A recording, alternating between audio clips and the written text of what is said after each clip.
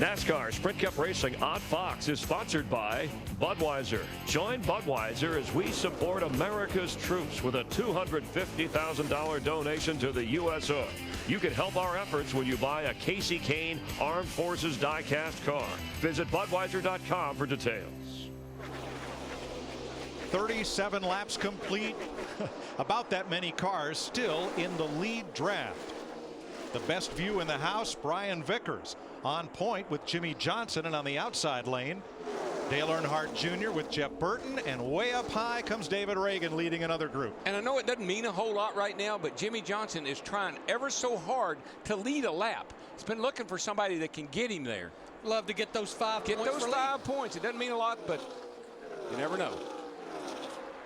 This is the track where Brian Vickers got that first career win a few years ago as a Hendrick car then. I believe the guy that's following him is the guy that he nerfed into. But Darrell, right here with Denny Hamlin, that looks like where you don't want to be, right in the middle of this lead pack.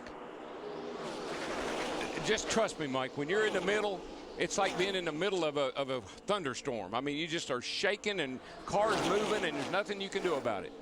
Now back about 3 seconds behind the lead pack. This is an interesting group right here, led by Kevin Harvick, Greg Biffle, David Stremme, Jamie McMurray, and Juan Montoya, and Clint Boyer. This group is much better now than it was before that caution, because this group led by Harvick in the 29, they're running 50, 80s, and 90s, and right now our lead pack, they're running mid 50 seconds. So they're okay the way they are right now, but they have to stay nose to tail because that's how you'll run the fastest. You got to be able to have a little bit of a sniff of the draft off this big pack up here to be able to run fast enough to not get in trouble. And there's a lot of turbulence coming off these race cars. Kyle Busch would have led that lap, but Junior got a push right there from Vickers. And the 88 goes back out front. Gotta love what you're seeing out of Junior today, Larry. He has got a fast car. He's up there trying to fight for the lead. He's worked with a lot of different people. He's looking good. Well, he did finish second in the Daytona 500. He finished second here a year ago. It's a place that he loves, just like his dad loved. Yep.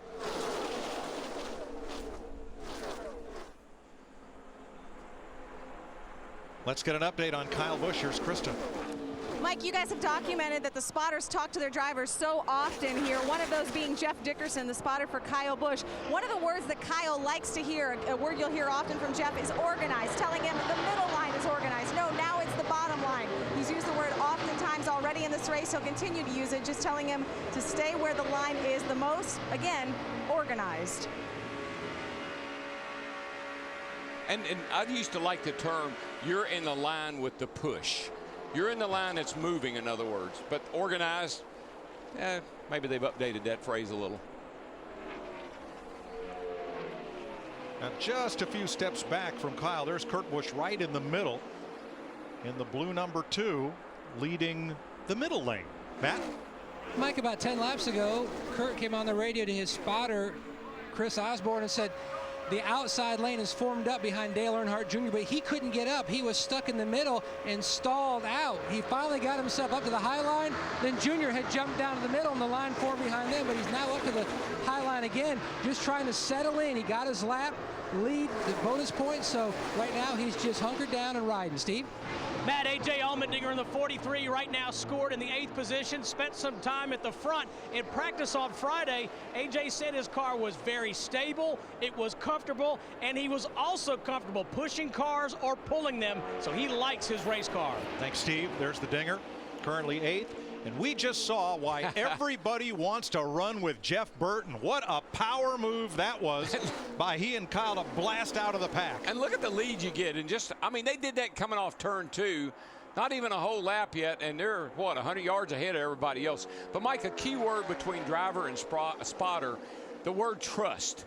You've got to trust your spotter at Daytona and Talladega. Watch these two guys on the bottom. They dive down.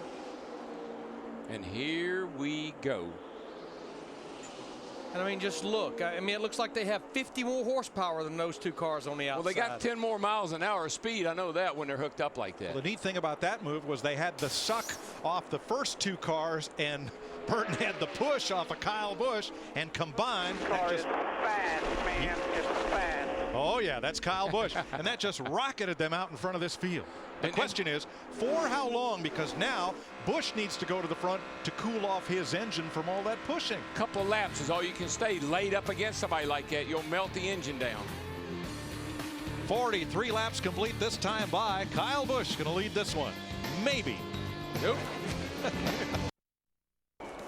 46 laps complete in Talladega. Nobody's led more than 8 laps, and that nobody would be Dale Earnhardt Jr., who just went to the high side coming through the trial and gave up the lead to Kyle Busch, being pushed by his nemesis, arch enemy for the championship, Jimmy Johnson. But as we've said, your friends are where you find them, usually nose to tail.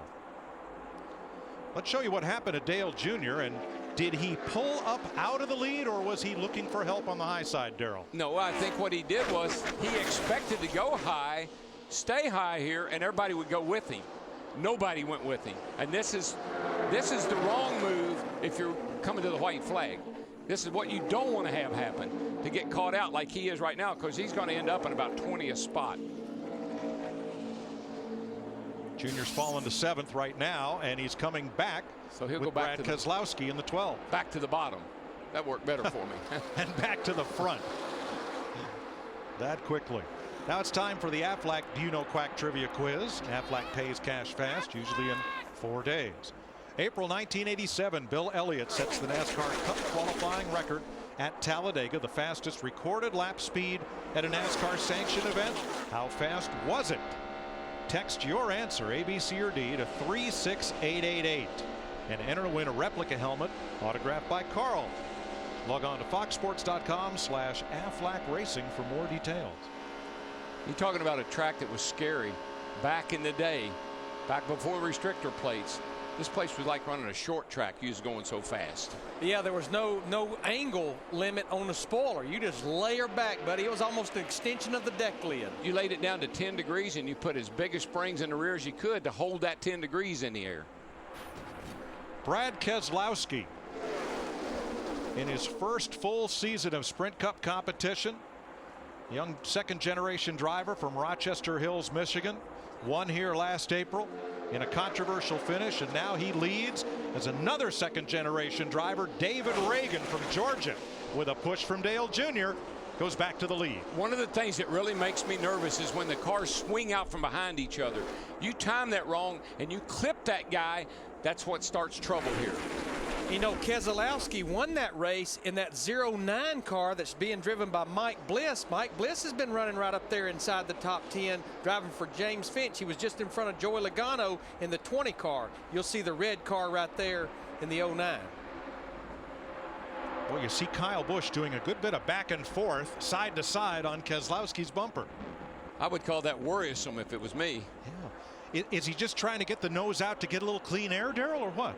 Not sure why he's wiggling around like that. That's very upsetting to the car that you're pushing. You could see it upset that 12 car right there through the trial. Well, you talked about how treacherous this trial really is. That's not the way you want to do it. It's a little dangerous. Something happened that Kyle lost his momentum, perhaps had to lift out of the gas, and when you do that here, you're apt to get freight trained. Bottom three. Means you're in the bottom of 3 wide. There they are, and it's Burton who pokes the nose out. See how they jump out of line? That's the only thing you got to worry about when you jump out of line, that you don't clip the guy in front of you, or that you slide over into the guy beside of you.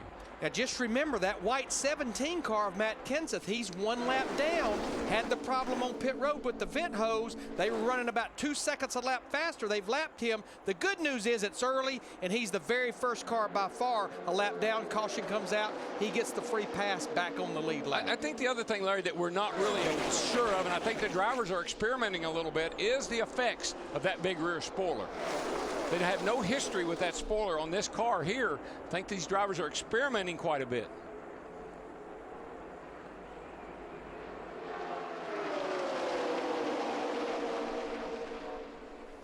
You know, another thing that we've not made a note of, we talked to Rick Dickert in the pre-race show, our Fox Stormwatch guy, and the one thing I picked up on his forecast has nothing to do with rain, but you're running these kind of speeds with that big rear spoiler. I've been watching these flags. We're having wind gusts 25 to 30 miles an hour. That will definitely move these cars around. Yeah, the other thing I hadn't heard anybody talk about either, Larry, is tape. You know, nobody seems to be running hot at this point, so it looks like they got that figured out.